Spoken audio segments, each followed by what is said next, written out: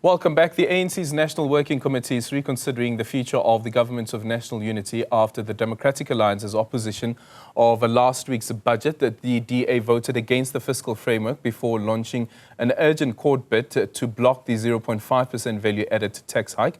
Meanwhile, the Freedom Front Plus, despite disagreeing with the fiscal framework, says that it has no plans to leave the Government of National Unity. Joining us now is the party's chairperson, Wouter Wessels. Wouter, a very good morning to you. Thank you so much for making time for us. Well, yesterday as well, the Deputy President of the country, speaking on the Democratic Alliance's decision specifically not to vote in favour of the fiscal framework, said that he would be ashamed to be a minister of the Democratic Alliance going to work after not voting for the budget. The same, I guess, would apply to the Freedom Front Plus. But what's your response to this? Why would the Freedom Front Plus want to remain within the Government of National Unity and not support the fiscal framework? I think firstly, Aldrin, when there's a budget of a government, it must be a budget of the government. And this fiscal framework and the budget in totality was not a budget of the GNU. And that's the first problem. And the problem is that it's wider and more intrusive than only the budget. It's about a program of governance that has not been formulated. So there's no economic policy of the GNU. There's no foreign policy of the GNU. And that's a problem. But it's a problem that can be addressed, we believe. And we believe that this is growing pains. It's a difficult situation where for the first time, there's no party with a single majority, and where the ANC has to now adapt to a situation where they are not governing alone. But with regards to the fiscal framework, it was very technical. How can you vote for something that says that it approves the fiscal framework conditionally? It's illegal, it has no legal basis, and that made it very difficult for us to support something that is actually not tangible, and you can't actually vote for that report. Yeah, but the fact remains that the Freedom Front Plus didn't vote for that report, but the Freedom Front Plus wants to remain in the Government of National Unity. And back to the point of the Deputy President, how do you go to work? Your former leader, for instance, is the Minister of Correctional Services. How does he go to work? Continue to be a minister, but his political party that he is with didn't vote in favour of the fiscal framework. I think that question still remains, even though that there are disagreements. Don't you think so? Well, once again, the problem is with the budget that was not approved by the GNU partners, that does not take all the factors and all the suggestions and policy stances of the GNU partners into account. It wasn't formulated by the GNU. So no, the problem isn't the parties that voted against the fiscal framework. The problem is with where it started and the situation that we were placed in by the ANC, unfortunately not adapting to the fact that they are not governing alone, and they should come to terms with that. But once again, this is with regards to a fiscal framework that said that there's support for it, but conditionally. What happens if that condition is not met? Is the support withdrawn? It can't be, because the House already approved the fiscal framework. So it wasn't something that a party that in good conscience looks at the rules of Parliament, looks at legislation, looks at our constitutionality of the whole fiscal framework can vote for. There was a very big problem with it and with the formulation thereof, and then it's not about going to work and still being a minister and still being in the GNU. If you're responsible, you couldn't vote for that because there's a legal problem. Yeah. With that said, again, if there's a legal problem, that legal problem doesn't disappear. It still remains there, which again compounds this particular element that you don't agree to a budget because there are legal issues to that budget, but the implementation of that budget would be by the members of the executive, which again includes the Minister of Correctional Services. How do you do that? You don't agree with the fiscal framework. You're saying that there are legal issues, correct, but you still remain part of the executive. Well, remember now, the fiscal framework or the report that we voted on, because we voted on the report, was amended the day before the sitting. And it was amended in an attempt to actually get rid of that increase. But the way that it's being done, we don't agree with.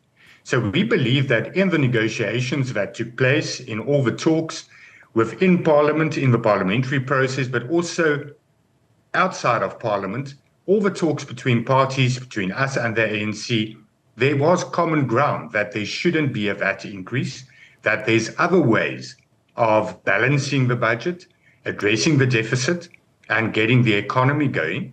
But now the whole problem was, how do you do that? We disagree with the way in which it was suggested that the VAT increase be taken off the table. We don't agree legally with that suggestion and what was contained in the report.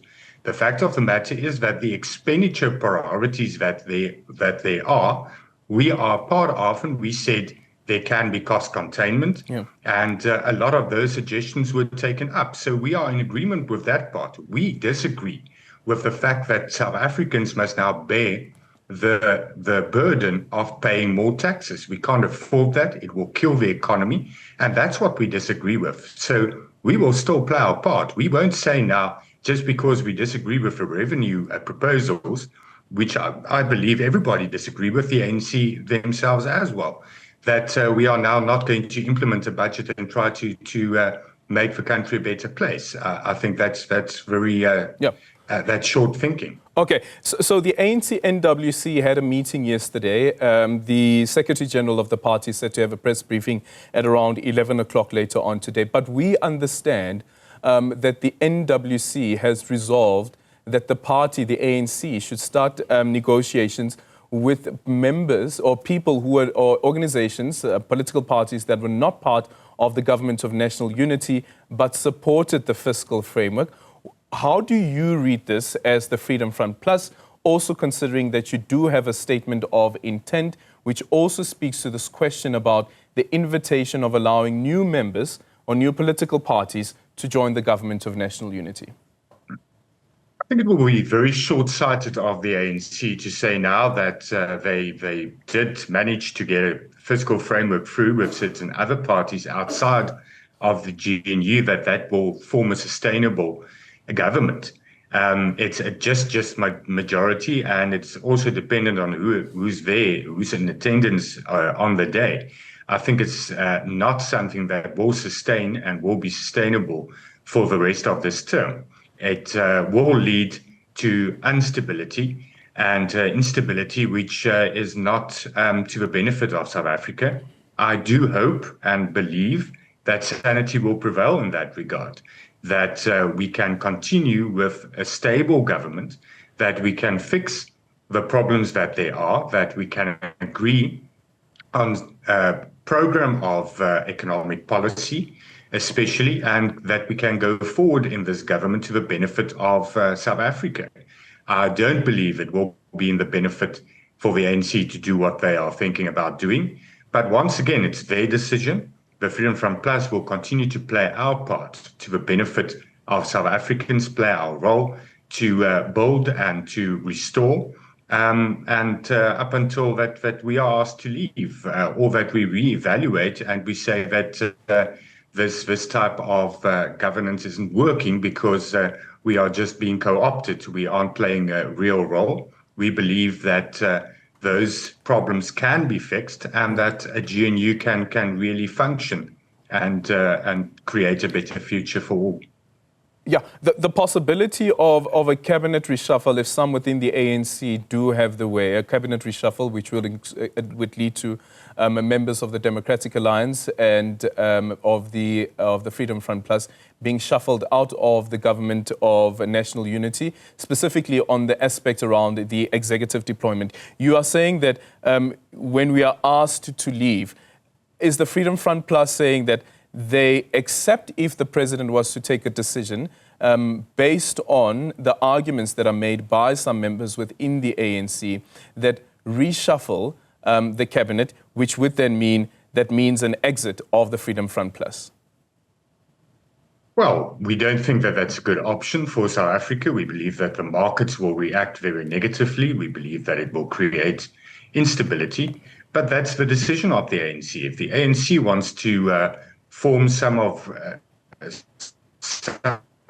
very unstable government with a few small parties and have a just majority, it's their choice. If they don't recognize the fact that there's a lot of inroads being made in portfolios such as correctional services, that there's a contribution being made by the Freedom Front Plus and by other GNU partners that's positive and that benefits all, the ANC included, then they are short-sighted. They must make that decision. We are not going to contribute to walking out and making it easy and contributing to instability. We will stay there, play our part. If they decide that it's in their hands, and the electorate will have to judge that decision, because it won't be to the benefit of South Africa.